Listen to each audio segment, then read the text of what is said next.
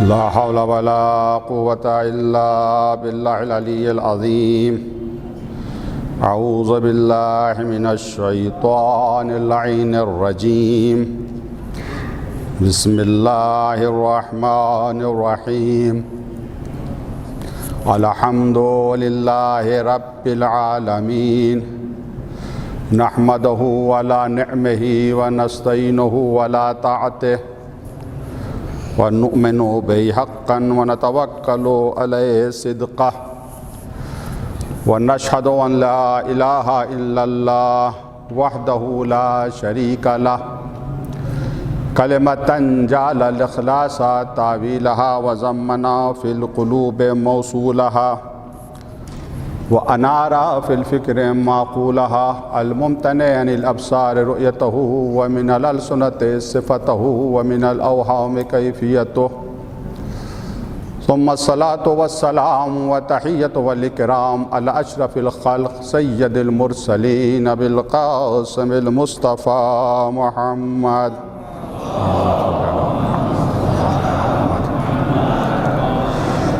وعلى الطيبين الطاهرين ولعنة الله على أعدائهم أجمعين من يومنا هذا إلى قيام يوم الدين وبعد يوم الدين أما بعد. فقد قال الله تعالى وتبارك في كتابه الحكيم وهو أصدق الصادقين وقوله الحق. بسم الله الرحمن الرحيم. يا أيها النبي حرض المؤمنين على القتال إن يكن منكم 20 صابرون يغلبوا 200 وإن يكن منكم 100 يغلبوا 1000 من الذين كفروا بأنهم قوم لا يفقهون. صلوات محمد وآل محمد پر.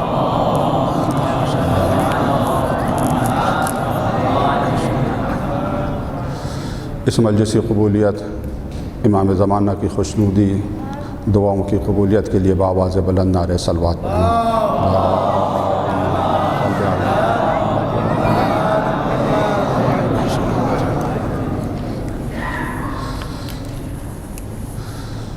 جو موضوع مجھے دیا گیا ہے اس مجلس کے لیے وہ ہے امام سجاد علیہ السلام مظہر شجاعت الہی. تمام حضرات اہل علم یہاں پر ہیں. ظاہر سی بات ہے کوئی چیز آپ کے لیے نئی نہیں ہے، بغرض ثواب حاصل ہوا ہوں. آپ حضرات کے علم میں ہے کہ جتنے اسماء ہیں اللہ تبارک و تعالیٰ کے سب توفیقی ہیں. اکثر علماء کا یہی نظریہ ہے. اس کی ایک مثال دیتے ہیں. مثلاً اللہ سمیع بھی ہے، بصیر بھی ہے. ہم اس وجہ سے یا سمیع کہتے ہیں یا بصیر کہتے ہیں کہ حدیث میں آیا ہے، یہ صفات حدیث میں آئی ہیں. جو صفات حدیث میں نہیں آئی ہیں ان کی نسبت ہم اللہ کی طرف نہیں دے سکتے ہیں. مثال کے طور پر یا ذائق نہیں کہہ سکتے ہیں اللہ کو. لمس کرنے والا یعنی حواس خمسہ میں سمیع آیا، ہم سمیع کہہ سکتے ہیں. بصیر کہہ سکتے ہیں اللہ کو، سمیع ہے بصیر ہے، لیکن ذائق نہیں کہہ سکتے ہیں، لامس نہیں کہہ سکتے ہیں. کیوں؟ اس وجہ سے کہ احادیث میں نہیں آیا، قرآن میں نہیں آیا. توقیفی ہیں. پروردگار کے اسماء اور اس کی صفات سب کے سب توفیقی ہیں. اکثر فقہا کا اور علماء کا یہی نظریہ ہے. اب آتے ہیں شجاعت کی طرف. کیا اللہ کے اسماء حسنہ میں سے شجاع بھی کوئی اسم ہے یا اس کی صفات میں سے کوئی صفت شجاع بھی ہے؟ ظاہر سی بات ہے، میں نے عرض کیا آپ حضرات تمام اہل علم میں دعائے جوشن کبیر آپ نے بارہا پڑھی ہوگی. وہ 99 اسماء جہاں تک میں نے دیکھا ہے کہ ہمیں نہیں ملا کہ شجاع اللہ کا اسم ہو، یا جو 99 اسماء ہیں اس میں یا شجاع ہو یا صبورو ہے، صبر کرنے والا، مگر شجاع نہیں ہے. تو جب ایک صفت شرعی اعتبار سے ثابت ہی نہیں تو اس کا مظہر کیسے؟ یہ سوال اٹھتا ہے پر مظہر یعنی صفت جہاں پر ظاہر ہو جائے، مثلا پروردگار علیم ہے، یہ صفت جہاں سے ظاہر ہو جائے اسے کہیں مظہر۔ وہ رحمان و رحیم ہے، یہ رحمانیت اور رحیمیت جس ذات سے ظاہر ہو اسے مظہر کہیں گے۔ تب یہاں کے اوپر تھوڑا توجہ کرنے کی ضرورت ہے کہ حقیقت شجاعت کیا ہے۔ اگر ہم سمجھ جائیں کہ حقیقت شجاعت کیا ہے تو خود بخود یہ مسئلہ حل ہو جائے گا کہ سید سجاد علیہ السلام مظہر شجاعت الہی ہیں یا نہیں ہیں۔ کیوں حقیقت شجاعت کیا ہے؟ مولائے متقیان غالب علی کل غالب حضرت علی بن ابی طالب علیہ السلام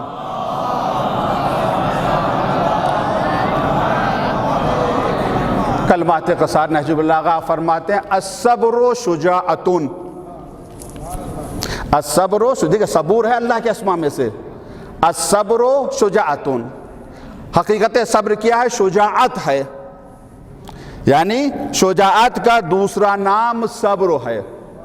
مشہور معروف واقعہ ہے کہ اپنے زمانے کے پہلوان سے، سب سے بڑے شجاع اور بہادر شخص سے ملاقات ہوتی جناب لقمان حکیم کی، تو انہیں پوچھا یہ بھائی بتاؤ شجاعت کسے کہتے ہیں؟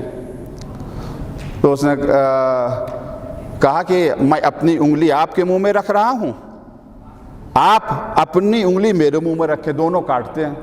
رکھ دیا انہوں نے بھی کاٹا، اس نے بھی کاٹا۔ کچھ دیر کے بعد جناب لقمان کے منہ سے چیخ نکل گئی، درد ہوا، ظاہر اس نے جب کاٹا تو درد ہوا، تو اس نے اپنے انگلی چھوڑ دی۔ اور کیا کہتا ہے مخاطب ہو کر جناب لقمان سے؟ اگر کچھ دیر آپ نہ چیختے، صبر نہ کرتے تو میں چیخ دیتا۔ تکلیف آپ کو بھی ہو رہی تھی، ہمیں بھی ہو رہی تھی۔ ایسی بات نہیں کہ آپ ہماری انگلی دانتوں سے کاٹ رہے تھے تو ہمیں درد نہیں ہو رہا تھا، درد ہمیں بھی ہو رہا تھا، درد آپ کو بھی ہو رہا تھا۔ فرق یہ ہے کہ ہم نے تھوڑا صبر کر لیا، آپ صبر نہ کر پائے۔ حقیقت شجاعت یہی ہے میرے عزیزو، جو صبر کرے وہی شجاع ہے۔ اصل مشکل یہ ہوئی مسلمانوں کے لیے کہ انہوں نے شجاعت کو مفرد سمجھ رکھا، بسیط سمجھ رکھا ہے۔ شجاعت مفرد نہیں ہے، بسیط نہیں ہے، کئی شے کے مجموعے کا نام شجاعت ہے، مرکب ہے، بسیط نہیں ہے شجاعت، مفرد نہیں ہے۔ چونکہ سمجھ رکھا ہے اسی وجہ سے دھوکہ کھا گئے۔ اب قرآن مجید کی آیت سورہ کی مشہور معروف آیت مجیدہ ہے یہ، جس میں ارشاد ہو رہا ہے، آیت سورہ انفال آیت نمبر 65، یا ایھا النبی، اے میرے نبی، حرض المؤمنین علی القتال، تشویق دلائے مومنوں کو قتال پر، جنگ پر، جہاد پر۔ اگر 20 ہوئے، 20 مگر قید کے ساتھ، وہ کیا ہے؟ صابرون۔ اگر 20 صابر ہوئے تو 200 پر غالب ہوں گے، یعنی 10 گنا، یہ قرآن نے کہا 10 گنا غالب۔ اگر 20 ہوئے تو 200 پر غالب ہو جائیں گے، اور اگر 100 ہوئے تو یہ کس کے اوپر غالب آ جائیں گے؟ الفن، 1000 پر۔ اب یہ 10 گنا یہ تعداد کے اعتبار سے نہیں ہے کہ ادھر 1 اور ادھر 10، ادھر 20 ادھر 200، نہیں، یہ تعداد کے اعتبار سے نہیں ہے۔ آج کی جنگ تعداد سے نہیں لڑی جا رہی ہے، تعداد سے نہیں لڑی جا رہی ہے، یہ قوت کے اعتبار سے۔ پر قرآن نے کہا کہ 10 گنا زیادہ پر تم غالب ہو، اگر 20 ہو تو 200 پر، 100 ہو تو 1000 پر، اگر تم صابر ہو۔ ایک یہ ہے۔ دوسری قید کیا ہے؟ بِأَنَّهُمْ قَوْمٌ لَا يَفْقَهُونَ، کیونکہ یہ ایسی قوم ہے جس کے پاس سمجھ نہیں ہے۔ یعنی تم 10 گنا لوگوں پر غالب آؤ گے، اپنے دشمنوں پر غالب آؤ گے۔ کیوں؟ اس وجہ سے تم صابر ہو، اور جو تمہارا دشمن ہے اس کے پاس سمجھ نہیں ہے۔ آج اگر حالات حاضرہ کے اوپر نظر کرتے ہیں تو معاملہ بالکل برعکس ہے۔ کون کس کے اوپر غالب آ رہا ہے؟ مسلمان مغلوب ہے یا غالب ہے؟ ہر محاذ پر تو تقریباً انہیں شکست مل رہی ہے۔ تو دو ہی باتیں ہیں میرے عزیزو، یا تو یہ صابر نہیں ہے مسلمان، یا دشمن ہمارا سمجھدار ہو گیا ہے؟ وہ قرآن نے یہی کہا کہ ان کے پاس سمجھ نہیں ہے. یا تو ہم یہ مانیں کہ ہمارا دشمن فقیہ ہو گیا ہے، سمجھدار ہو گیا ہے، یا ہم یہ مانیں کہ صابر نہیں ہے. یہ تو کوئی نہیں کہہ سکتا کہ دشمن سمجھدار ہو گیا ہے. دشمن تو وہی ہے جس کا کردار بھی وہی ہے. بات یہ ہے کہ مسلمان صابر نہیں ہیں. الصبر شجاعت، حقیقت صبر شجاعت ہے. جو نمونہ، جو آئیڈیل شجاعت کا مسلمانوں کے ذہنوں میں بیٹھا ہوا ہے وہی غلط ہے، تو ان کو فتح کہاں سے ملے گی؟ وہ نمونہ ہی غلط ہے. میں عرض کروں گا کون سا نمونہ ہے. صبر نہیں ہے ان کے پاس. اگر صبر ہوتا تو یقیناً صبر یعنی شجاعت نہیں ہے. کیوں نہیں ہے شجاعت؟ اس وجہ سے کہ جو ذات مظہر شجاعت الہی ہو یا مظہر صبر الہی ہو اس کو تو چھوڑ دیا اور دوسروں کو اپنا آئیڈیل بنا لیا. اسی وجہ سے ذلت ہے. اور جن لوگوں نے ایسی ذات کو اپنا آئیڈیل بنایا جو واقعاً مظہر ہے صبر الہی کے، شجاعت الہی کے. شجاعت الہی سے مراد یعنی وہ شجاعت جسے پروردگار پسند کر رہا ہے، یا دوسرے لفظوں میں وہ شجاعت جو خدا کی نظروں میں شجاعت ہے، وہ ہے شجاعت الہی. اس شجاعت الہی کا مظہر کون ہے؟ یعنی کہاں سے ہمیں شجاعت ملے گی؟ میں نے عرض کیا کہ شجاعت مرکب ہے، مفرد نہیں ہے، بسیط نہیں ہے. غلطی یہی ہوئی کہ شجاعت کو مفرد سمجھ رکھا ہے مسلمانوں نے. اسی غلطی کا خمیازہ پورے عالم اسلام کو آج بھی بھگتنا پڑ رہا ہے. امام زین العابدین علیہ السلام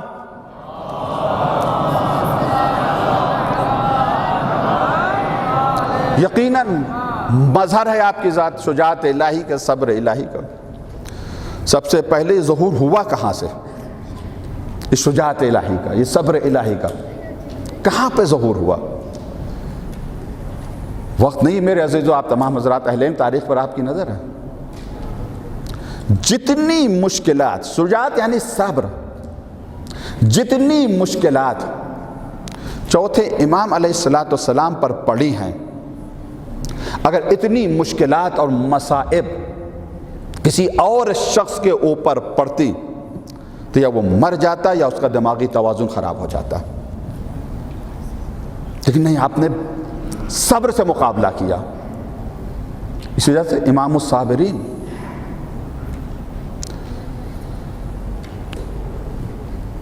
سب سے بڑی شجاعت کیا ہے؟ حدیثیں بہت سے ہیں. ایک حدیث ہے اشجع الناس من غلب علی ہواہ، سب سے زیادہ شجاع وہ ہے جو اپنے خواہشات پر غلبہ حاصل کر لے. یعنی میدان میں لڑنے والا نہیں شجاع ہے، جو اپنے آپ سے لڑے اور فاتح بن جائے. میدان میں لڑنے والوں کو لوگوں نے شجاعت کا سرٹیفکیٹ دے دیا، مگر اسے نہیں دیکھا جس نے اپنے نفس کو ہرا دیا. اشجع الناس، شجاع ترین انسان وہی ہے من غلب علی الہوا. ایک حدیث میں کہ سب سے زیادہ شجاع انسان وہ ہے جو ظالم اور جابر بادشاہ کے سامنے کلمہ حق کا اعلان کرے. یعنی خواہشات کے اوپر غلبہ اور ظالم اور جابر حکمراں کے سامنے اعلان حق، یہ ہے علامت شجاع ترین انسان کی. دونوں علامتیں اس امام میں جسے دنیا بیمار سمجھتی ہے یا بیمار کہتی ہے کس طریقے سے جمع ہوئی؟ اس امام میں تو کہتا قیدی تھا، بیمار تھا، بظاہر تو قیدی تھا، بظاہر تو بیمار تھا، مگر ایسا قیدی تھا کہ جس نے باطل کے ہاتھوں میں زنجیریں پہنا دی ہیں. ایسا بیمار تھا جو وہ بیماروں کا مسیحا تھا. حقیقت میں یہ عام بیمار نہیں تھا، عام قیدی نہیں تھا. اب آؤں میں اصل موضوع کی طرف. کہاں سے ظہور ہوا اس شجاعت الہی کا؟ بہت سے موقع ہیں. یزید کا دربار ہے. آپ کے علم میں ہے کہ دربار میں عام شخص کی انٹری نہیں ہو سکتی. عام شخص تو آ ہی نہیں سکتا دربار میں. دربار میں ہمیشہ خواص آتے ہیں، وزیر، منسٹر، قبیلے کے سردار، بڑے بڑے آدمی، سفیر، امبیسڈر، فوجی آفیسر، یہ سب دربار میں ہوتے ہیں، عوام نہیں ہوتی دربار میں۔ دربار ہے یزید کا، اس دربار میں کچھ قیدی بھی ہیں۔ ایک قیدی جس کے ہاتھوں میں ہتھکڑیاں، پیروں میں بیڑیاں اور گلے میں توق خاردار۔ یزید طاقت کے نشے پر تخت پر بیٹھا ہوا ہے۔ ایک خطیب کو حکم دیا، خطیب گیا اونچی جگہ کے اوپر منبر پر، اس نے یزید اور یزید کے خاندان والوں کی مدح و ثنا کی اور قیدی کے خاندان والوں کی مذمت کی، برائی کی، امام حسین علیہ السلام کی، مولا کائنات کی، اور درباریوں کو یہ بتایا کہ یہ قیدی، اس کا باپ ایک خارجی تھا، نعوذ باللہ من ذالک، امیر المومنین کے خلاف خروج کیا تھا، اسے قتل کر دیا گیا اور اس کے فالوورز کو، اس کے بیٹے کو، اس کی ذریت کو قید کر کے دربار میں لایا گیا۔ خطیب یہ گفتگو کر رہا تھا، جب اس نے برائی شروع کرنا کی مولا کائنات کی، ابھی تک جو خاموش تھا۔ اب دیکھیں ہم پیغمبر نے کیا فرمایا، سب سے بڑی شجاعت یہ ہے کہ انسان ظالم اور جابر بادشاہ کے سامنے کلمہ حق کا اعلان کرے، اس سے بڑی کوئی شجاعت نہیں ہے۔ دربار دشمن کا، اور دشمن تخت کے اوپر بیٹھا ہوا، ساری طاقت دشمن کے پاس۔ روایات میں آئے، اس خطبے کو بہت سے لوگوں نے نقل کیا، شیعوں نے بھی، سنیوں نے بھی۔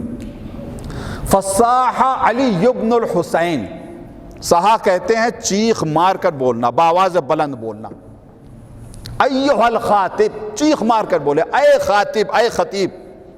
اب آپ تھوڑا سا غور کریں میرے عزیزو، میں یہاں پہ مجلس پڑھ رہا ہوں، آپ سن رہے ہیں، اگر کوئی بھی کونے سے کہیں سے بھی چیخ کر ہم سے مخاطب ہو کر کچھ کہے تو ابھی تک ساری نظریں ہماری طرف ہیں، سب کی نظریں اس چیخنے والے کی طرف خود بخود اٹھ جائیں گی، فطرت ہے۔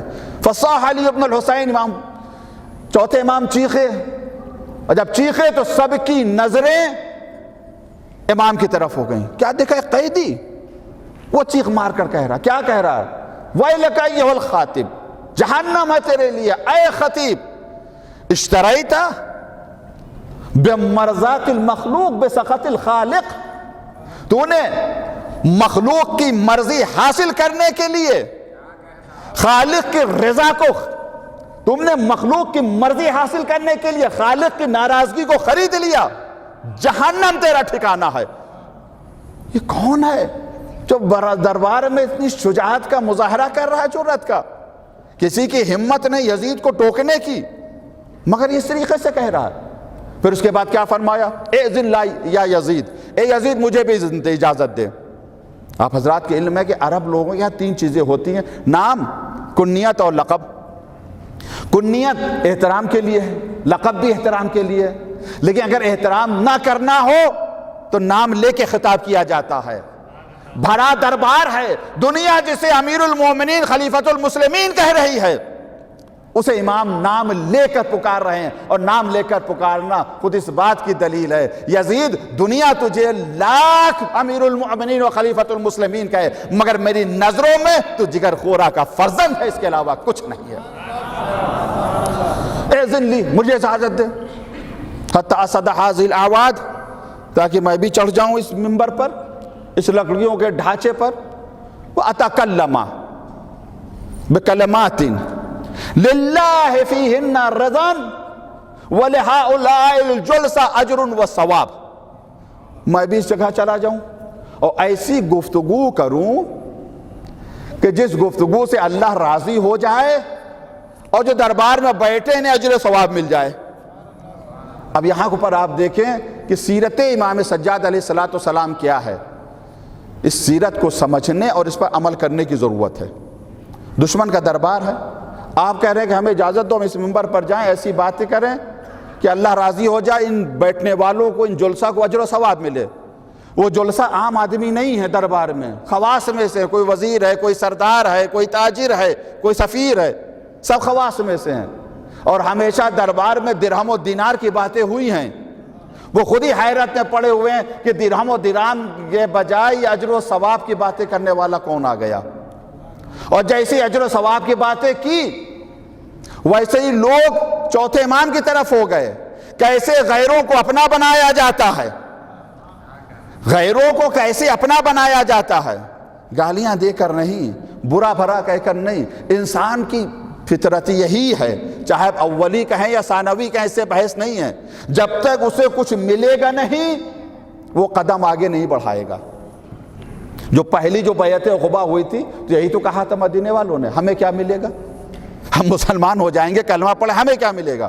پیغمبر نے کہا آخرت میں جنت ملے گی، دنیا میں تمہیں عزت و مرتبہ اور تمام چیزیں ملیں گی۔ تو جب تک کچھ ملے نہیں اس وقت تک انسان کسی کو سپورٹ نہیں کرتا۔ چوتھے امام علیہ السلام نے کہہ دیا ایسی گفتگو کروں جس گفتگو کے ذریعے سے اللہ راضی ہو جائے، انہیں اجر و ثواب مل جائے۔ درباری بھی حیران و پریشان ہے، کون ہے اس دربار میں اجر و ثواب دینے والا، کیسے ہی اجر و ثواب ہمیں ملے گا؟ یعنی جب تک ہم دوسروں کو کچھ نہیں دیں گے اس وقت تک وہ ہماری بات نہیں سنیں گے۔ یہ چوتھے امام، جب تک ہم کچھ نہ دیں، اجر و ثواب کی بات ہوئی۔ اب یزید کا بیٹا اور درباری سب چوتھے امام کے حامی ہو گئے، یہاں تک کہ یزید مجبور ہو گیا۔ خود آپ نے سنے ہیں، مجھ سے بہتر علماء و فضلاء اور خطیبوں سے دو چار باتوں پر اشارہ کرنا۔ مجبور ہو گیا، اس نے اجازت دی، چوتھے امام منبر کے اوپر آئے، آنے کے بعد بہترین خطبہ آپ نے پڑھا جس میں پروردگار کی حمد و ثنا کی گئی، توحید کی حقیقت کو، اس کے فلسفے کو بیان کیا، اور اس کے بعد کہا ایھا الناس، اے انسانوں،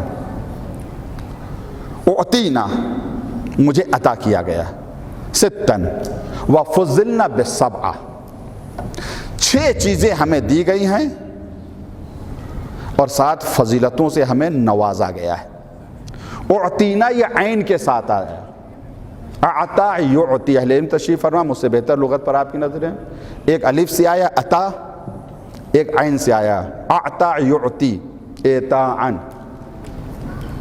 عطا اور اعطا میں فرق ہے، کچھ علماء نے فرق بیان کیا ہے، جہاں پر دے کے واپس لینے کا امکان ہو وہاں عطا لفظ استعمال کیا جاتا ہے، دے دیا بعد میں واپس لے لیں گے، لیکن جہاں دے کر واپس لینے کی گنجائش نہ ہو وہاں پر لفظ عطا استعمال کیا جاتا ہے، وہی صیغہ استعمال۔ اعطینا ستہ، مجھے 6 چیزیں عطا کی گئی ہیں، عطا کی گئی ہیں۔ معطی کون ہے؟ کون معطی؟ عطا کرنے والا کون ہے؟ ظاہر سی بات ہے عام لوگوں کا مجمع نہیں ہے، دربار میں پڑھے لکھے بھی ہوتے ہیں، خواص ہیں وہاں پر، جاہل نہیں بیٹھا ہوا ہے۔ اعطینا ستہ، 6 چیزیں مجھے عطا کی گئی۔ معطی کون ہے؟ معطا کیا ہے؟ کیا چیز عطا کی گئی ہے؟ گویا میں تو یہی سمجھ رہا ہوں جیسے ہی چوتھے امام نے فرمایا اعطینا ستہ، مجھے 6 چیزیں عطا کی گئی ہیں، تو پڑھے لکھے کے ذہنوں میں یہ آیت آ گئی ہوگی، انا اعطیناک الکوثر فصل لربک وانحر۔ عطا کرنے والا پروردگار ہے، اس نے عطا کیا۔ اعطینا ستہ، 6 چیزیں عطا کی گئی۔ اعطینا العلم والحلم والسماحۃ والفصاحۃ والشجاعۃ والمحبۃ فی قلوب المؤمنین۔ ہمیں علم دیا گیا، ہمیں حلم دیا گیا، ہمیں سماحت، ہمیں فصاحت، ہمیں شجاعت اور ہماری محبت مومنوں کے دلوں میں، 6 چیزیں ہمیں عطا کی گئیں۔ اب یہیں پر کچھ لمحے کے لیے آپ کو روک رہا ہوں۔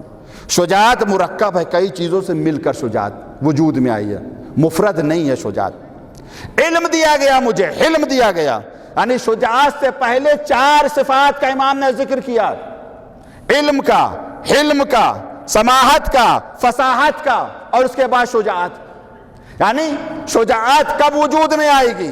شجاعت سے پہلے علم بھی ہو، حلم بھی ہو، سماحت بھی ہو، فصاحت بھی ہو۔ جب چاروں چیزیں کسی ذات میں جمع ہوں گی تو اسے شجاع کہا جائے گا، اور جو شجاع ہوگا تو اس کا نتیجہ یہ ہوگا کہ مومنین اس سے محبت کریں گے۔ یہ کوئی دعویٰ ایسا نہیں بلا دلیل۔ سورہ بقرہ کی آیتیں آپ کے سامنے ہیں کہ جب بنی اسرائیل کے ایک گروہ نے اپنے زمانے کے نبی سے درخواست کی، ابعث لنا ملکا نقاتل فی سبیل اللہ، ایک بادشاہ مقرر کر دیں، ہم اللہ کی راہ میں قتال کریں، ایک بادشاہ مقرر کر دیں۔ کہا کہ بنا دیں گے، تم مانو گے نہیں، کہا ضرور مانیں گے، وغیرہ وغیرہ۔ اور جب نبی نے کہا ان اللہ قد بعث لکم طالوت ملکا، اللہ نے طالوت کو تمہارا بادشاہ مقرر کیا، انا یکون لہ الملک علینا، اسے حکومت کا حق ہم پر کہاں سے آ گیا؟ اس کے پاس دولت تو نہیں ہے۔ اس کے جواب میں کیا کہا؟ زادہ بسطۃ فی العلم والجسم، زادہ بسطۃ فی العلم والجسم، پروردگار نے اضافہ کر دیا ہے، اس کے علم میں بھی اضافہ کیا ہے، جسم میں بھی، یعنی علم بھی عطا کیا، شجاعت بھی عطا کی ہے۔ یعنی شجاعت الگ نہیں ہے علم سے، علم کے بعد شجاعت ہے۔ یہی ہے آج جو مشکل ہے عالم اسلام کی میرے عزیزو، یہی ہے کہ شجاعت کو مفرد سمجھ لیا، الگ سمجھ رہے ہیں تمام، نہیں، علم کے ساتھ شجاعت مرکب ہے۔ اگر کوئی شجاع ہے مگر وہ عفیف نہیں ہے، پاک دامن نہیں ہے، تو دنیا اسے شجاع کہے گی، مگر خدا کی نظروں میں وہ شجاع نہیں ہے۔ اگر کوئی بہادری کا مظاہرہ کر رہا ہے میدان جنگ میں لیکن وہ عادل نہیں ہے، دنیا اسے شجاع کہے گی، مگر خدا کی نظروں میں وہ شجاع نہیں ہے۔ اگر کوئی میدان جہاد میں، میدان جنگ میں بڑھ بڑھ کر حملہ کر رہا ہے مگر بخیل ہے، کنجوس ہے، دنیا ہو سکتا ہے اسے شجاع کہے، مگر اللہ کی نظروں میں وہ شجاع نہیں ہوگا۔ شجاع وہ ہوگا جس کے اندر یہ تمام صفاتیں پائی جائیں، عفت بھی جمع ہو جائے، عدل بھی جمع ہو جائے، سخاوت بھی جمع ہو جائے، وہ شجاع ہے۔ یہی وجہ ہے کہ ہمارے پاس ایسے آئیڈیل، ایسے نمونے ہیں کہ جو میدان میں آتے ہیں شجاعت کا مظاہرہ کرتے ہیں تو فرشتے کہتے ہیں لا فتح الا علی، اور جب اسی میدان میں دشمن تلوار مانگ لیتا ہے تو سخاوت کا بھی مظاہرہ ہوتا ہے۔ یہ تمام چیزیں، تمام اچھی صفات جس ذات میں جمع وہی شجاع ہے۔ مسلمانوں سے غلطی کیا ہوئی کہ الگ کر دیا، شجاعت کو الگ دیکھا، ان صفات کو الگ دیکھا، یہی سب سے بڑی مشکل ہے۔ آج کل کے زمانے میں دیکھیے، سوشل میڈیا کا زمانہ ہے، آج کل تاریخی واقعات سوشل میڈیا پر کس طریقے سے بیان کیے جاتے ہیں، پیش کیے جا رہے ہیں، ڈرامہ بنایا جا رہا ہے یا کہانی کی شکل میں یا فلم کی شکل میں تاریخی واقعات کو ہیرو کے طور پر کسے پیش کیا جا رہا ہے کہ اسلام کا ہیرو، شجاع، دلیر کون ہے آج؟ جناب خالد بن ولید، جن کی تلوار کو سیف اللہ کا لقب دیا گیا۔ ان کی جنگیں ہیں، کوئی اس میں کوئی شک نہیں ہے، جنگیں کی، یرموک کو فتح کیا انہوں نے، جنگ یرموک کے شریک ہوئے، اور بھی جنگوں میں شریک ہوئے۔ افسوس یہ میرے عزیزوں،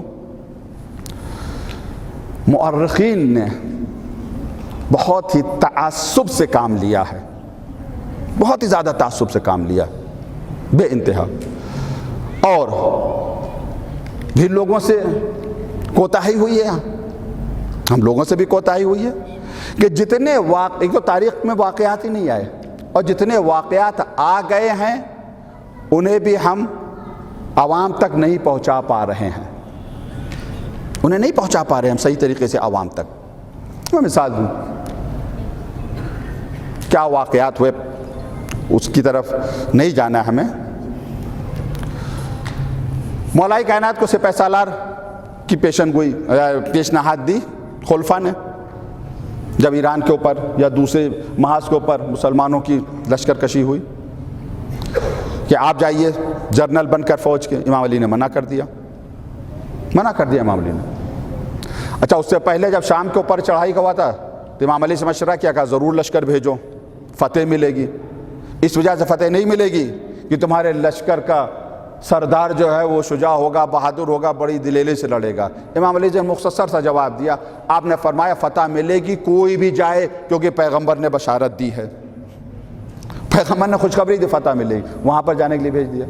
ایران کے اوپر حملے کی نوبت آئی یا دوسری جگہ منع کر دیا، نہیں میں نہیں جاؤں گا۔ لیکن کیا اپنے چاہنے والوں کو بھی آپ نے منع کیا؟ کیا حکومت سے بالکل آپ کنارے ہو گئے؟ بڑا سخت امتحان، مظلوم، واقعی امام علی علیہ السلام کی شخصیت مظلوم ہے، پورے خاندان کی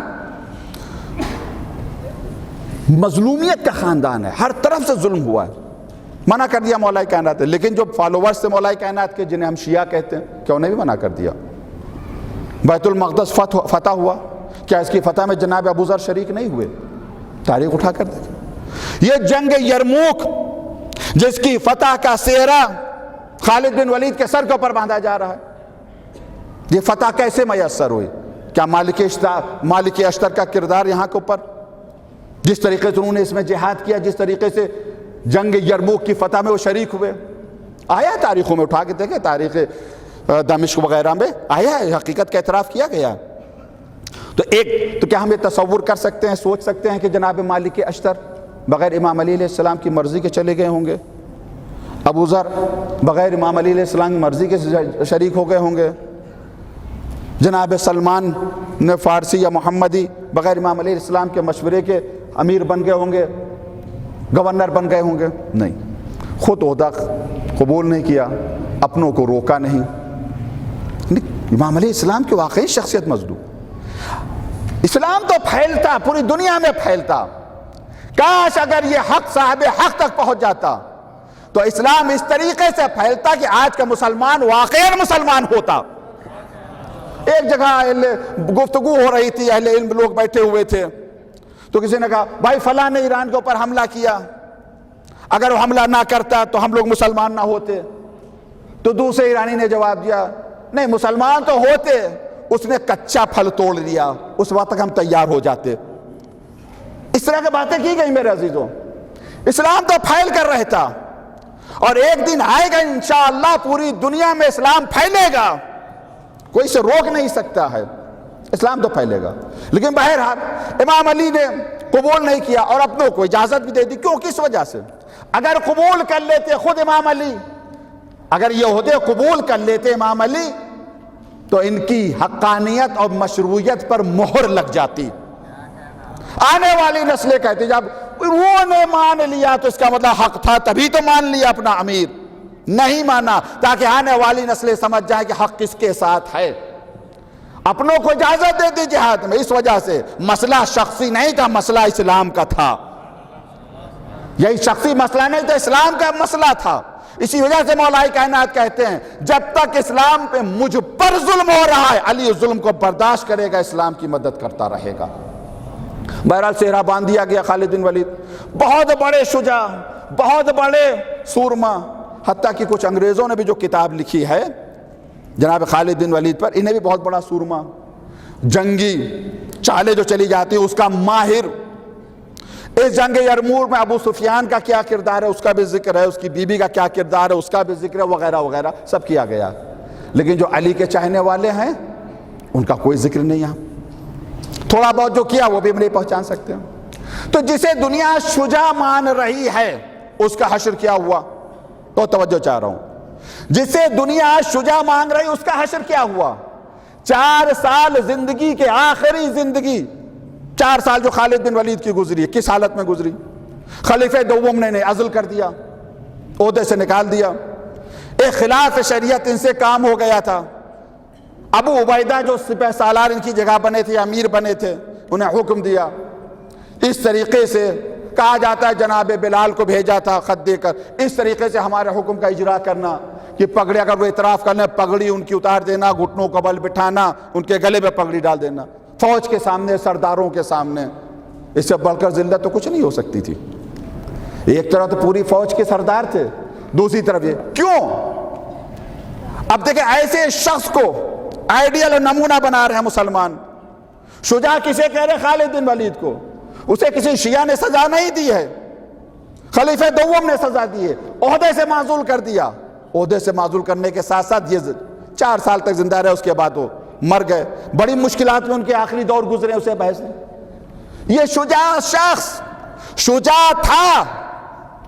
لوگ کہتے ہیں ان کی تلوار سیف اللہ ہے. اب یہ بھی ایک تحقیق ہے، سیف اللہ کس نے لقب دیا؟ آنے والی نسلوں نے دیا یا خود پیغمبر نے دیا؟ میں تو یہی سمجھ سکتا ہوں میرے عزیزوں کہ سیف اللہ اسی کے ہاتھ میں ہوگی جس کا ہاتھ ید اللہ ہو. ید اللہ ہے، اسی کے ہاتھ میں سیف اللہ ہوگی. اس کے علاوہ گناہگار کے ہاتھ میں اللہ کی تلوار نہیں آ سکتی. کتنے گناہگاروں کا قتل ہوا، اس سے بحث نہیں ہے. ایسی شخصیت کو آئیڈیل بنا لیا اپنا، صرف اس وجہ سے شجاعت کو تنہا دیکھا. یہ میدان جنگ کا سپاہی ہے، اس وجہ سے ہمارا ہیرو ہے. مسلمانوں اپنا آئیڈیل اسے بناؤ جو میدان جنگ کا بھی سپاہی ہو اور اس کے اندر وہ صفات بھی پائی جائیں جو صفات ایک مومن کے اندر پائی جاتی ہیں.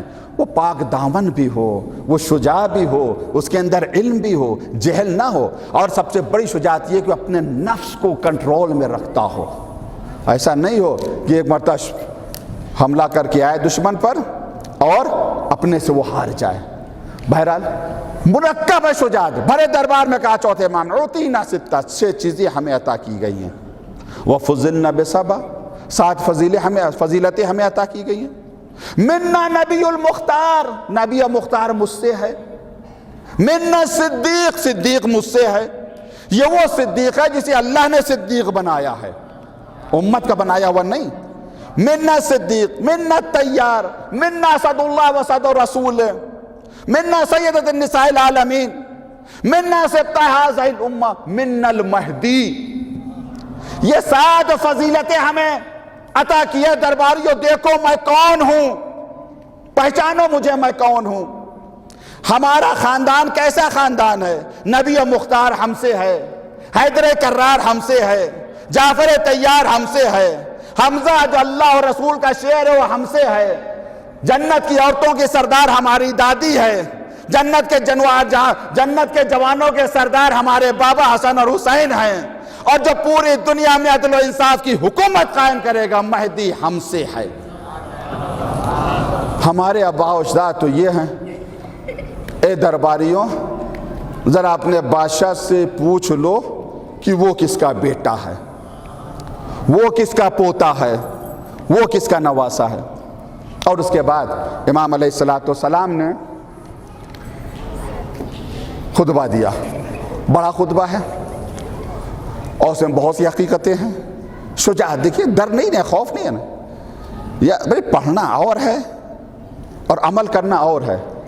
کسی بڑے آفیسر کے سامنے انسان اگر پہنچ جاتا ہے، زبان اس کی لڑکھڑانے لگتی ہے، وہ بھی قیدی، اتنا بڑا حادثہ اس کے ساتھ ہو چکا، دشمن ظالم بھی ہے، جابر بھی ہے، اور اسی کا گھر ہے، اسی کا دربار ہے، مگر کوئی خوف نہیں۔ کیوں؟ اس وجہ سے جو اللہ سے ڈرتے ہیں وہ کسی سے نہیں ڈرتے۔ جو اللہ سے ڈرتے ہیں وہ کسی سے نہیں ڈرتے ہیں۔ ایھا الناس من عرفنی فقد عرفنی، جس نے مجھے پہچانا اس نے پہچان لیا، جس نے نہیں پہچانا میں بتا رہا ہوں میں کون ہوں۔ اور اس کے بعد امام نے جو اپنا تعارف کرایا بھرے دربار میں، ایک تو مناسک حج کے ذریعے تعارف کرایا، مناسک حج کے ذریعے تعارف کرایا، دوسرا پیغمبر اسلام صلی اللہ علیہ وسلم کے ذریعے اپنا تعارف کرایا، تیسرا مولا کائنات کے ذریعے اپنا تعارف کرایا، جناب سیدہ سلام اللہ علیہ کے ذریعے اپنا تعارف کرایا، جناب ختیجہ کے ذریعے اپنا تعارف کرایا، پھر امام حسن امام حسین علیہ السلام کے ذریعے اپنا تعارف کرایا۔ من عرفنی فقد عرفنی، اور جو نہیں پہچانتا انبات بحسبی و نسبی، میں بتا رہا ہوں میرا حسب کیا ہے۔ انا ابن مکہ، انا ابن منا، انا ابن صفا، انا ابن مروہ، میں مکے کا بیٹا ہوں، منا کا بیٹا ہوں، میں صفا کا بیٹا ہوں، میں مروہ کا بیٹا ہوں۔ انا ابن من حمل الرکن باطراف الرداء، میں اس کا بیٹا ہوں جس نے اپنے دامن میں حجر اسود کو اٹھایا۔ بس اسی کے اوپر تھوڑی سی زحمت، کیوں کہہ رہے ہیں کہ میں اس کا بیٹا ہوں؟ کتنے الزام لگے تھے امام حسین پر؟ خارجی معاذ اللہ، خروج کیا، فساد پیدا کرنا چاہ رہے ہیں۔ امام اپنا تعارف کرا رہے ہیں کہ ہمارا تعلق کس خاندان سے ہے، مصلحین سے ہے یا مفسدین میں سے ہے۔ انا ابن من حمل الرکن باطراف الرداء، میں اس کا بیٹا ہوں جس نے حجر اسود کو اپنے دامن میں اٹھایا۔ واقعہ بہت ہی مشہور ہے کہ جب خانہ کعبہ کی دیواریں گر گئیں اور قریش نے مل کر خانہ کعبہ کی تعمیر کی، خانہ کعبہ بنا دیا، جھگڑا سے اس بات پر ہونے لگا کون حجر اسود کو اس کی جگہ نصب کرے۔ ابھی تک جو قوم کاندھے پہ کاندھا ملا کے کام کر رہی تھی، ایک ساتھ دیواروں کو اٹھا رہی تھی، تعمیر کر رہی تھی، وہی ایک دوسرے کے خون کی پیاسی ہو گئی۔ کس وجہ سے؟ تکبر، غرور، خواہشات نفس کی پیروی، ہم، میں، اسی میں نے دین کا بھی بیڑا غرق کیا ہے اور انسانیت کو بھی ہلاک کیا ہے اور کر رہا ہے۔ آج جتنے فساد ہیں سب اٹھا کر دیکھ لیں، ہر فساد کی جڑ میں ہوں، ہر فساد کی جڑ میں ہوں۔ یہ میں انسان ختم کر دے تو جھگڑا خود بخود ختم ہو جائے۔ انجمن میں جھگڑا میں، تشکلات میں جھگڑا میں، ملکوں میں جھگڑا میں، ہر جگہ میں کی وجہ سے۔ نہیں، ہر قبیلہ کہہ رہا نہیں میں نصب کروں گا، میں کروں گا، تلواریں نکال آئیں۔ ہر جگہ دو چار لوگ صلح پسند ہوتے ہیں، اگر ایسے لوگ نہ ہوں تو زمین پہ زندگی دوبھر ہو جائے۔ تو دو چار لوگوں نے کہا بھائی لڑنے کی ضرورت نہیں ہے۔ کہا کیسے فیصلہ ہو؟ کہا ایسا ہے، دیکھتے ہیں جو دروازے سے سب سے پہلے آ جائے اسے اپنا حکم مان لیا جائے، جو فیصلہ کرے اسے ہم قبول کر لیں گے۔ سب راضی ہو گئے۔ پر نگاہیں سب کی، پورا واقعہ آپ کے سامنے ہے، نگاہیں سب کی دروازے کے اوپر، کیا دیکھا کہ آمنہ کا لال آ رہا ہے، عدل و انصاف کا پیکر آ رہا ہے، دشمن جسے امین و صادق کہتے تو وہ آ رہا ہے۔ سب خوش ہو گئے۔ کہا فیصلہ کریں۔ کہا ٹھیک ہے۔ ردا اپنی، انا ابن من حمل الرکن باطراف الردا، میں اس کا بیٹا ہوں جس نے رکن یعنی حجر اسود کو اپنی چادر میں اٹھایا، اپنی ابا جو بچھا دی، حجر اسود کو ردا میں رکھا، اور کہا کہ ہر قبیلے کا سردار ایک ایک کونا پکڑ لے۔ سب نے کونے کو پکڑ لیا، حجر اسود اپنی جگہ پہنچ گیا، جھگڑا ختم ہو گیا۔ جھگڑا ہوتا کیسے ہے اور جھگڑا دور کیسے ہوتا ہے، دونوں باتیں ہمیں پتہ چل گئی۔ کاش یہ سیرت مسلمانوں کی سمجھ میں آ جاتی، عالم انسانیت کی سمجھ میں آ جاتی، انسانوں کی سمجھ میں آ جاتی۔ جھگڑا کیسے ہوتا ہے، کیسے دور ہوتا ہے۔ جھگڑا ہوتا ہے میں کی وجہ سے، یہ مہی کی وجہ سے جھگڑا ہوتا ہے۔ دور کیسے ہوتا ہے؟ پیغمبر نے کیا کیا؟ حجر اسود کو ردا میں رکھا، سرداروں سے کہا کہ ایک ایک کونا اٹھا لو، یعنی سب کو اس کا حق مل گیا۔ جھگڑا ایسے ہی دور ہوتا ہے۔ صاحب حق کو حق دے دو، جھگڑا ختم ہو جائے گا۔ جب تک طاقتور دوسروں کا حق لوٹتے رہیں گے اس وقت تک دنیا میں فساد رہے گا، امن نہیں ہو سکتا، نہیں ہو سکتا۔ آج کل یہ ٹیررسٹ بنا کون رہا؟ یہ کوئی نہیں دیکھ رہا ہے۔ یہ انتہا پسند ہے، انتہا پسند کو پیدا کون کر رہا ہے؟ اسلام کا کوئی تعلق نہیں انتہا پسندی سے۔ لیکن اگر زمانہ غور کرے، طاقتور جو ہیں وہ غور کریں کہ ٹیررسٹ کو کون پیدا کر رہا ہے۔ دوسروں کی زمینیں آپ چھین رہے ہیں، دوسروں کا گھر آپ چھین رہے ہیں، دوسروں کا حق آپ چھین رہے ہیں۔ یہ جب بدلہ لینے کے لیے اسلحہ اٹھا لیتے ہیں تو آپ کہتے ہیں یہ ٹیررسٹ ہو گئے ہیں۔ پہلے لوٹا ہوا حق صاحب حق کو واپس کر دیجئے، یہ انتہا پسندی خود بخود ختم ہو جائے گی۔ پیغمبر کی یہ سیرت، سب کو حق مل جائے، مل گیا، جھگڑا ختم ہو گیا۔ امام کیا فرمایا؟ انا ابن من، میں اس کا بیٹا ہوں جس نے حجر اسود کو اپنی ردا میں اٹھایا، یعنی میں اس کا بیٹا ہوں جس نے جھگڑوں کو دور کیا ہے، فساد کو ختم کیا ہے۔ میرا تعلق مصلحین میں سے ہے، مفسدین میں سے نہیں ہے۔ اس کے بعد مولا کائنات رسول اللہ کے بعد میں اس کا انا ابن من، میں اس کا بیٹا ہوں۔ من ضرب بین ید رسول اللہ خراتیم الخلق حتی قالوا لا الہ الا اللہ، میں اس کا بیٹا ہوں جس نے عرب کے پہلوانوں کی ناک کو زمین کے اوپر رگڑ دیا ہے، یہاں تک لا الہ الا اللہ کہنے پر مجبور ہو گئے ہیں، رگڑ دیا ہے۔ دیکھو میں کس کا بیٹا ہوں، جس نے پہلوانوں کو مارا ہے۔ اب ظاہر سی بات ہے یہ جملہ امام علیہ السلام جب بحر دربار میں یہ کہہ رہے ہیں، من ضرب، جس نے پیغمبر کے سامنے اس طرح سے جہاد کیا کہ عرب کے پہلوانوں کی ناکوں کو زمین پر رگڑ دیا، تو کیا عزیز سوچ نہیں رہا ہوگا وہ پہلوان کون تھے؟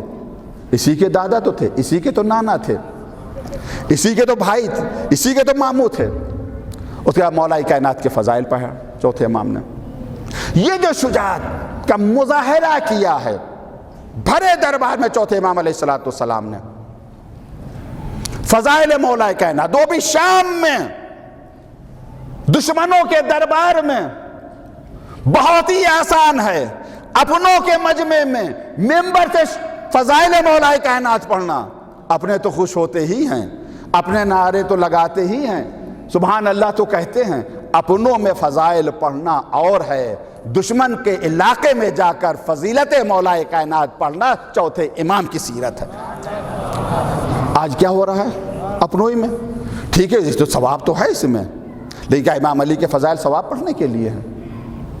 صرف ثواب پڑھنے کے لیے نہیں میرے عزیزو، صرف ثواب کے لیے نہیں ہے فضائل، ثواب تو ملیں گے ہی، وہ تو آ ہی جائے گا ثواب۔ فضائل مولا کائنات اس وجہ سے ہیں تاکہ ان فضائل کو اپنانے کی کوشش کی جائے، اس راستے پہ چلنے کی کوشش کی جائے۔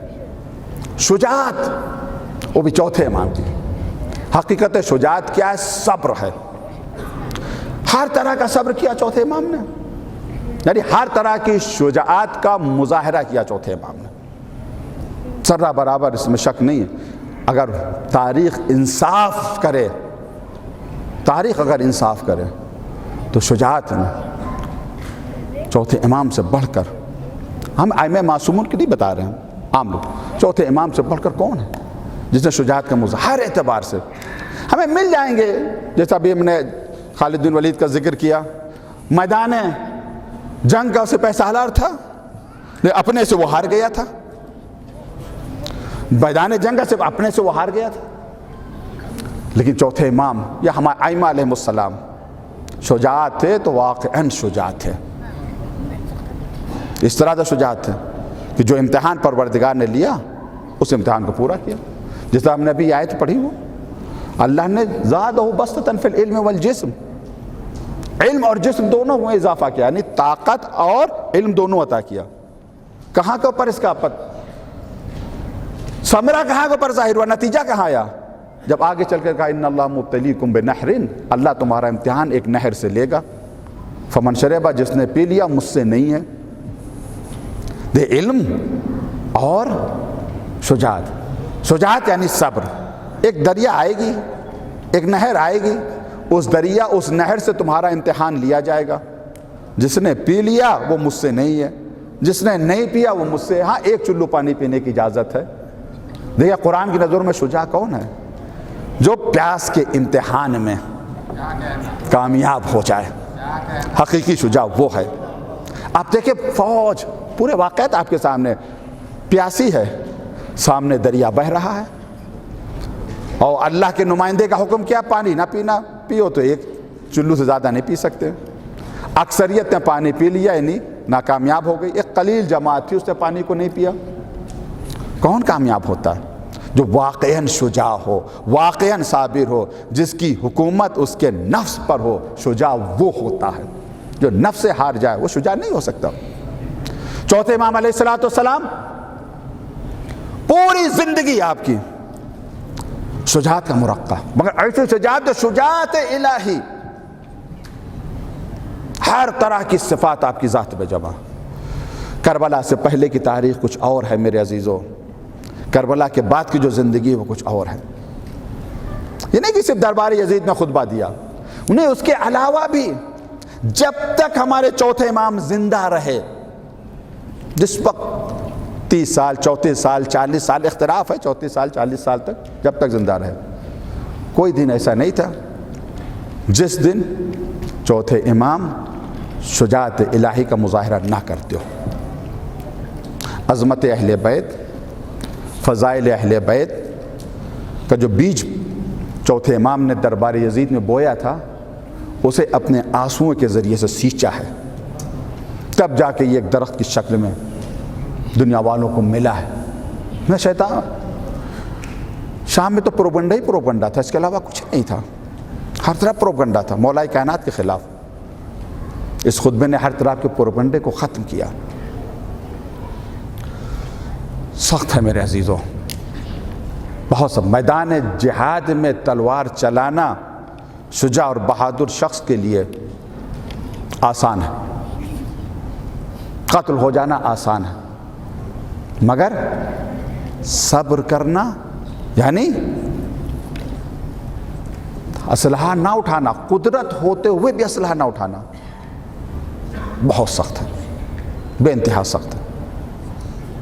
مگر جو اولیاء خدا ہے ان کا نظریہ تو کچھ اور ہے۔ یہ آخری بات عرض کر رہا ہوں میرے عزیزوں، نام آپ کا علی ہے، صرف نام ہی علی نہیں ہے، کردار بھی علی ہے، دونوں چیزیں۔ ایک عظیم کردار گزرا ہے تاریخ میں، انبیاء کی تاریخ میں، اس کا ذکر قرآن مجید میں ہے، صبر کے حوالے سے۔ وہ کس کا کردار ہے؟ جناب ایوب کا۔ بادشاہ تھے، ذمہ دار تھے، بڑے آدمی تھے، جو بھی کہہ لیں، معمولی شخص نہیں تھے، بہرحال شام کے رہنے والے، پیسے والے تھے، دولت تھی آپ کے پاس، حسن و جمال سے پروردگار نے نوازا تھا۔ کہا جاتا ہے جناب یونس کی پوتی یا انہی کے خاندان سے کسی دختر سے جو بھی وہ بھی حسن و جمال کی پیکر تھی، ان سے شادی ہوئی، سب کچھ تو جمع ہو گیا، صورت بھی ہے، دولت بھی ہے، بیوی بھی ہے، بچے بھی، سب کچھ ہیں، مگر اللہ والوں کی صفت رہتی ہے جب اللہ انہیں نعمتیں دیتا ہے تو تکبر نہیں کرتے، شکر کرتے ہیں، اور جب نعمتیں لے لیتا ہے تو صبر کرتے ہیں، آہ و فغا نہیں کرتے۔ شکر کرتے تھے، شکر کا سجدہ کرتے تھے، اللہ کی حمد و ثنا کرتے تھے۔ ابلیس، اس نے جب یہ ثواب و اجر دیکھا جناب ایوب کا پروردگار یہ اجر و ثواب اس وجہ سے ہے کہ اتنی نعمتیں دے رکھی ہیں، اگر یہ نعمتیں لے لیں لَرَأَيْتَهُ كَيْفَ يَنْسَاكَ، تو دیکھے گا یہ تجھے بھول جائیں گے، کیف ینساک، بھول جائیں گے۔ آواز آئی ایوب میرا بندہ ہے، نعمتیں دوں گا تب بھی مجھے یاد رکھے گا، لے لوں گا تب بھی مجھے یاد رکھے گا، پروردگار میں آزماؤں گا، جب میں نے تمہیں چھوٹ دے دی، پورے واقعات آپ کے سامنے آیا، پھونک ماری، غلام مر گئے، کھیتی میں آگ لگ گئی، باغ جل گئے، آ کر کسی نے بتایا کہ باغ جل گئی، گوسفند مر گئے، سب کچھ ہو گیا، مال آپ کا ضائع ہو گیا، کہا اللہ کا شکر ہے اسی نے دیا تھا اسی نے لے لیا۔ پھر اطلاع دی کہ آپ کی اولاد مر گئی، کہا اللہ کا شکر ہے اس نے لے لیا، کوئی نہیں بچا سے آخر میں بیوی، اور یہاں تک کہ وہ جسم بیمار پڑا، بہت ہی خطرناک بیماری، گاؤں والوں نے گھر سے نکال دیا، گاؤں سے نکال دیا، گاؤں کے باہر، اور وہ بیوی کی تیمارداری، اور پھر یہاں تک ایک دن وہ گوشت لے کر جب یا کچھ لے کر آئی، یا پوچھا کہاں سے لے آئی، کہا میں نے اپنے بال گروی رکھ دیے، اس کے عوض میں یہ کھانا لے کر آئی ہوں، مجھے آپ کی بھوک نہیں دیکھی جا رہی۔ کتنے امتحان ہوئے جناب ایوب کو، سب کچھ دیا پروردگار نے، پھر لے لیا، اولاد ان کی ختم ہو گئی، بیوی بچے ان کے مر گئے، سب کچھ چلا گیا، جسم بیمار ہو گیا، اتنی شدید بیماری سی کہ حد نہیں۔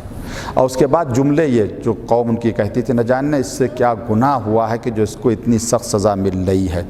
صبر کرتے رہے جناب ایوب، صبر پہ صبر کرتے رہے، کچھ نہیں کہا، لیکن جب یہ نوبت آئی کہ بیوی نے یہ کہا کہ میں اپنے بال گروی رکھ کے آئی ہوں، اور اس کے بعد میں یہ گوشت یا یہ کھانا لے کر آئی ہوں، یا یہ روٹی لے کر آئی ہوں، اب صبر نہیں ہوا۔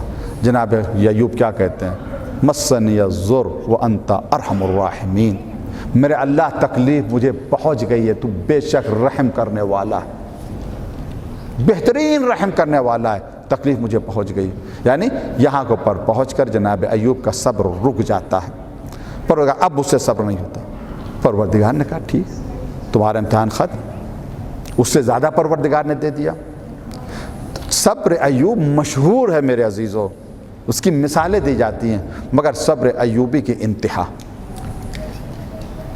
ایک جہاں پر پہنچ کر صبر ایوبی رک جاتا ہے، جہاں پر صبر ایوبی رکتا ہے وہیں سے صبر علی آگے بڑھتا ہے۔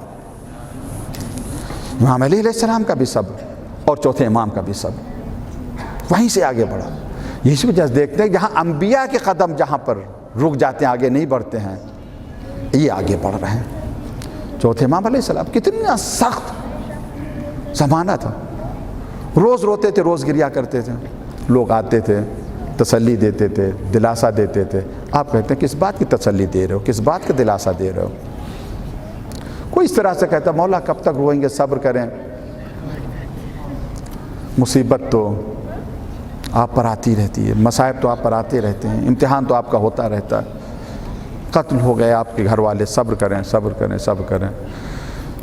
مختلف جواب چوتھے امام دیتے ہیں، کبھی یہ کہتے ہیں تم نے انصاف نہیں کیا، یعقوب کا ایک بیٹا تھا جو آنکھوں سے اوجھل ہو گیا، اتنا روئے کہ آنکھوں سے نور چلا گیا، میرے سامنے تو بھرا گھر اجڑ گیا۔ کوئی یہ کہتا مولا صبر کریں، شہادت تو آپ کی میراث ہے، تو چوتھے امام علیہ السلام فرماتے ہیں انصاف سے کام نہیں لیا تو نے، بے شک شہادت میری میراث ہے، لیکن ماں اور بہنوں کے سر سے چادروں کا چھننا۔ بعض روایتوں میں آیا کہ چوتھے امام خون کے آنسو روتے تھے، دعا میں آیا، امام زمانہ کے لیے بھی دعا میں آیا ہے کہ آپ خون کے آنسو روتے تھے۔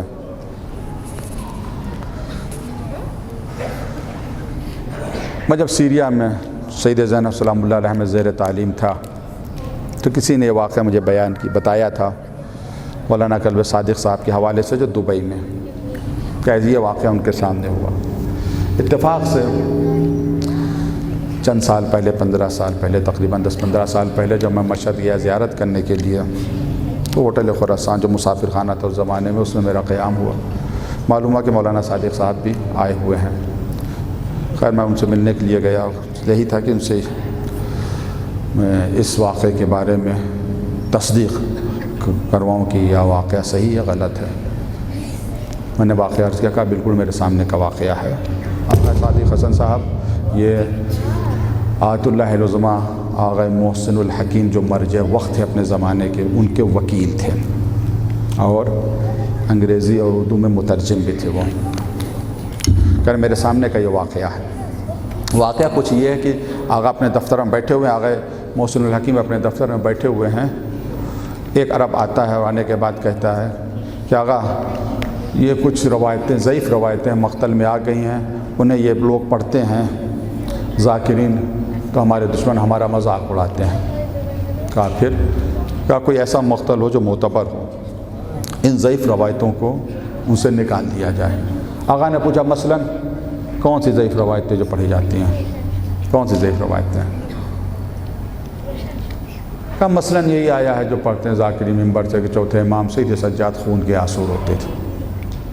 آج تو سائنس نے بھی ثابت کر دیا ہے کہ آنکھوں کے بجائے خون نکل سکتا ہے انسان کی آنکھوں سے۔ پھر آغا نے جب سنا تو خاموش ہو گیا، کافی دیر تک سر جھکائے رہے، پھر جیب میں ہاتھ ڈالا اور رومال نکالا، رومال کو اپنی آنکھوں سے لگایا، اسے دیا۔ اس نے دیکھا تو اس کے اوپر خون کے چھینٹے تھے، رومال پر خون تھا۔ کہ یہ تیرے سوالوں کا جواب ہے۔ 1300 سال کے بعد آج محسن الحکیم تصور کرتا ہے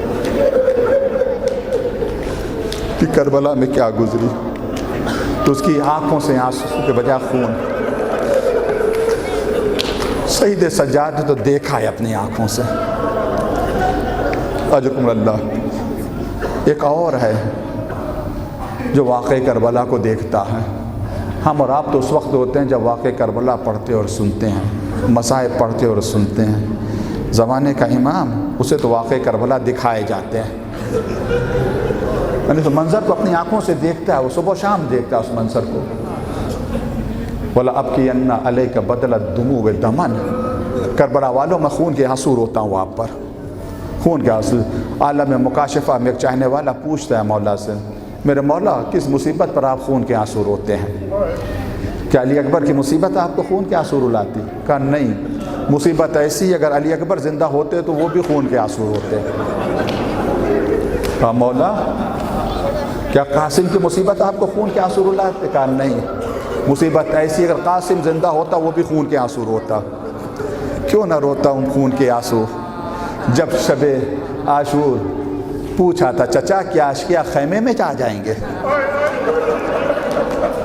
جو اس تصور سے تڑپ جائے اللہ غیرت ہاشمی۔ کہا نہیں، قاسم زندہ ہوتا وہ بھی خون کے آنسو روتا۔ کہا مولا پھر چچا عباس اس کی مصیبت آپ کو خون کے آنسو رلاتی ہے؟ کہا نہیں، چچا عباس کی مصیبت کو یاد کر کے خون کے آنسو نہیں روتا، مصیبت ایسی ہے اگر چچا ہوتے تو وہ بھی خون کے آنسو روتے۔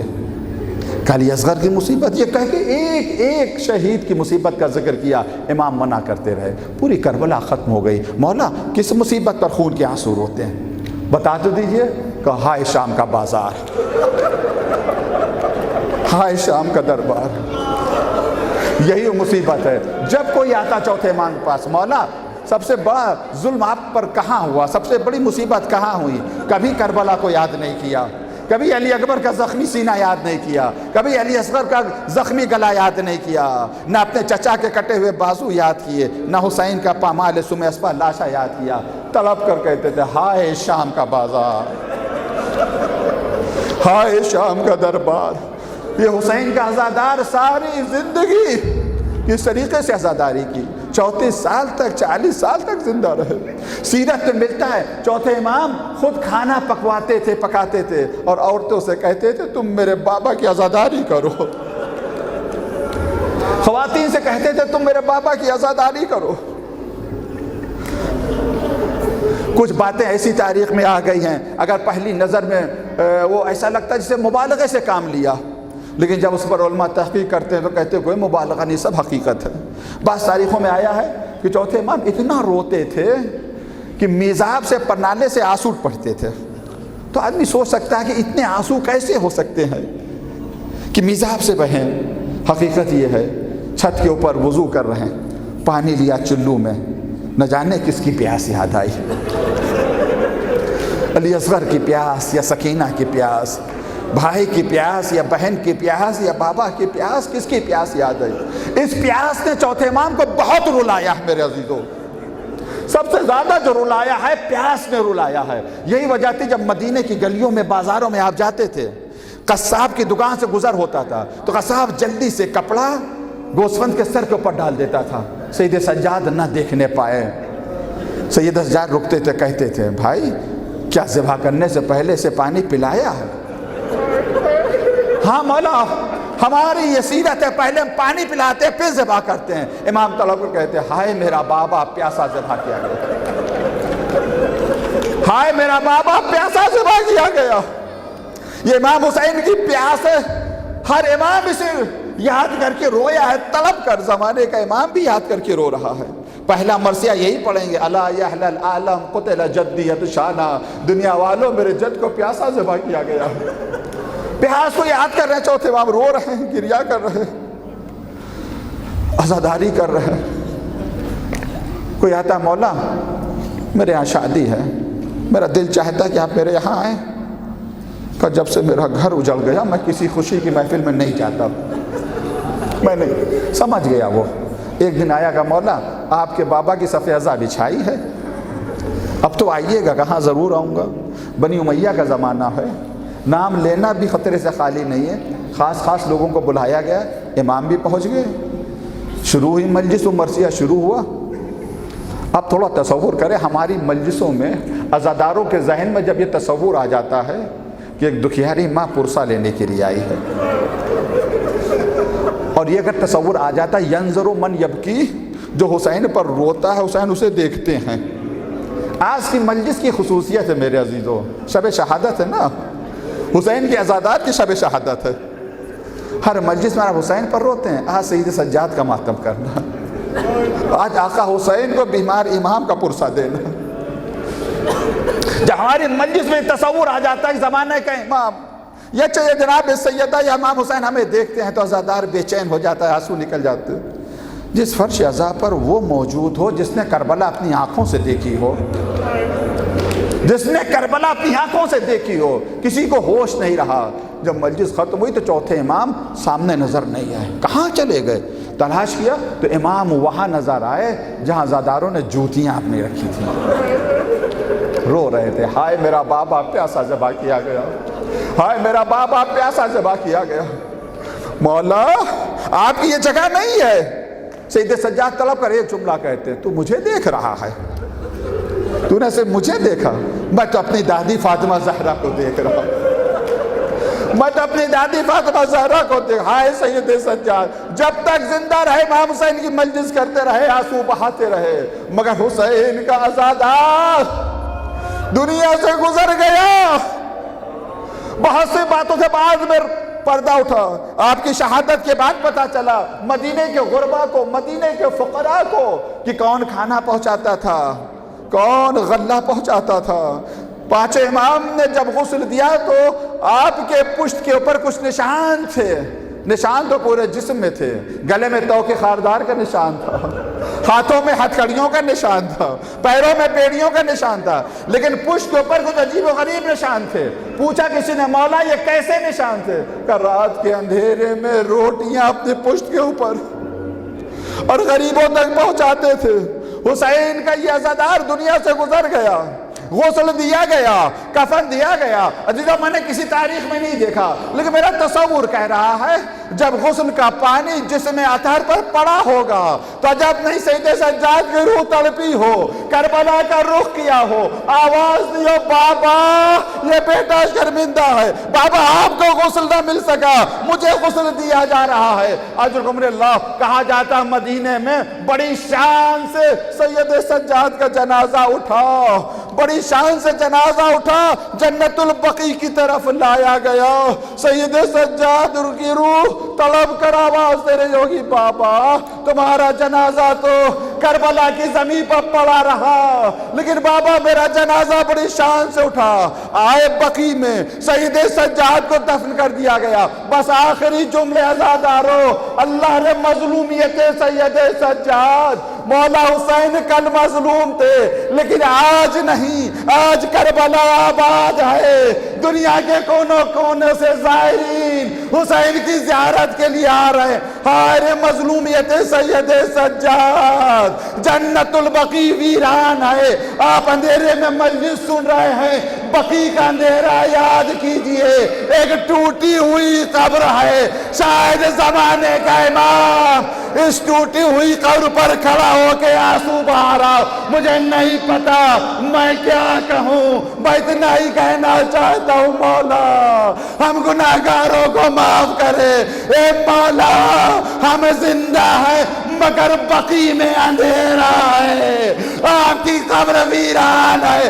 اے مولا اپنے چاہنے والوں کے لیے دعا کرے کہ قیام ہو, بقیع آباد ہو, ہم ایسے بقیع جائیں جیسے کربلا اور نجف جاتے.